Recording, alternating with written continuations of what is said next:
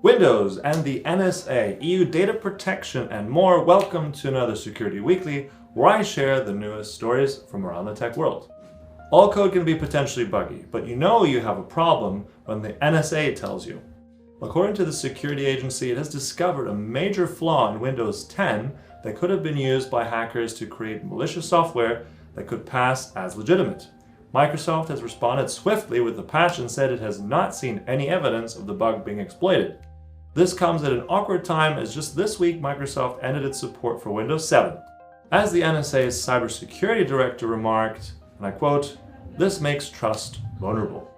When it comes to personal data and its collection, China and the US lead the world. Though according to the EU Commissioner for the Internal Market, who believes European citizens should control their own B2B data. Though no details on how this would be achieved were released in the interview he gave to a Spanish newspaper, it represents a significant direction of where EU policy will head. He said platforms in China and the US had benefited from huge internal markets, while hoovering up data from elsewhere by means now being scrutinized. The new EU Commission, led by Ursula von der Leyen, officially began their mandate in December 2019 and have made several key statements and appearances since then. 15 days! That's the time limit that France and the US have given themselves to settle a disagreement over the taxation of digital companies from the US. France wants to slap on a 3% tax on sales generated by tech firms in its country. And the French government believes that tech giants from the US don't pay enough.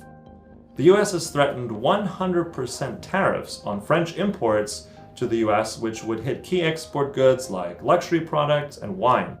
There is hope of a breakthrough at the upcoming World Economic Forum in Davos when the two sides will meet, though it looks likely that the dispute will continue as Italy, Austria, and the EU as a whole are all pursuing harsher taxes on US tech giants.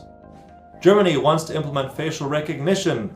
Despite the global controversy, a report from the German weekly news magazine Der Spiegel revealed a draft law by the Interior Ministry which sets out the expansion of competencies of the federal police force.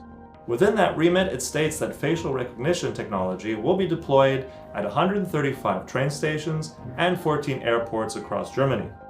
Though there is public opposition citing that the technology is discriminatory and warning against false positives. The law has not been made official, so time will tell if this leak will affect the legislation.